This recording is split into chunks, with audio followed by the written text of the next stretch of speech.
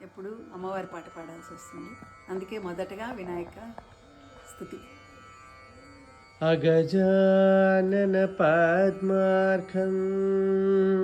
అగజానన పద్మార్కం గజానన గజానన అహర్నిశం అహర్నిశం అనేకదంతం అనేకదంతం భక్తానాం భక్తానాం ఏకదంతం ఏకదంతం ఉపాస్మహే ఉపాస్మహే శుక్లాంబరధరం విష్ణుం శుక్లాంబరధరం విష్ణుం శశివర్ణం చతుర్భుజం శశివర్ణం చతుర్భుజం ప్రసన్నవదనం ధ్యాయేత్ ప్రసన్నవదనం ధ్యాయేత్ సర్వవిఘ్నోపశాంతయే సర్వవిఘ్నోపశాంతయే ఏకదంతం మహాకాయం ఏకదంతం మహాకాయం తప్తకాంచన సన్నిభం తప్తకాంచన సన్నిభం లంబోదరం విశాలాక్షం లంబోదరం విశాలాక్షం వందేహం గణనాయకం వందేహం గణనాయకం చిత్రరత్న విచిత్రాంగం చిత్రరత్న విచిత్రాంగం చిత్రమాలా విభూషితం చిత్రమాలా విభూషితం కామరూపధరం దేవం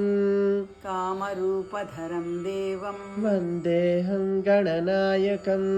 వందేహం గణనాయకం అంబికాహృదయానందం అంబికాహృదయానందం మాధృవీ పరివేష్టితం మాధురీ పరివేష్టితం భక్తప్రియం మదోన్మత్తం భక్తప్రియం మదోన్మత్తం వందేహం గణనాయకం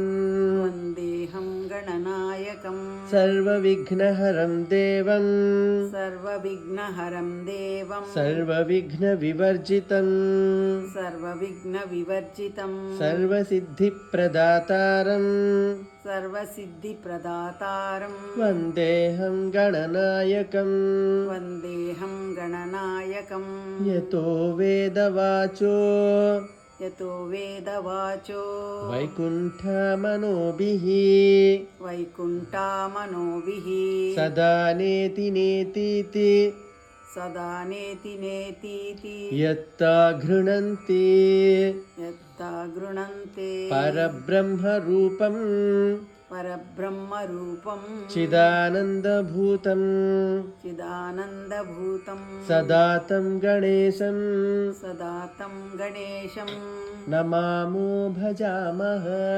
నమామో భజామః. ఓం శ్రీ మహాగణపతే ఓం శ్రీ మహాగణపతే ప్రసన్నో భవతు ప్రసన్నో భవతు ప్రసన్నో భవతు ప్రసన్నో భవతు ప్రసన్నో భవతు ప్రసన్నో భవతు.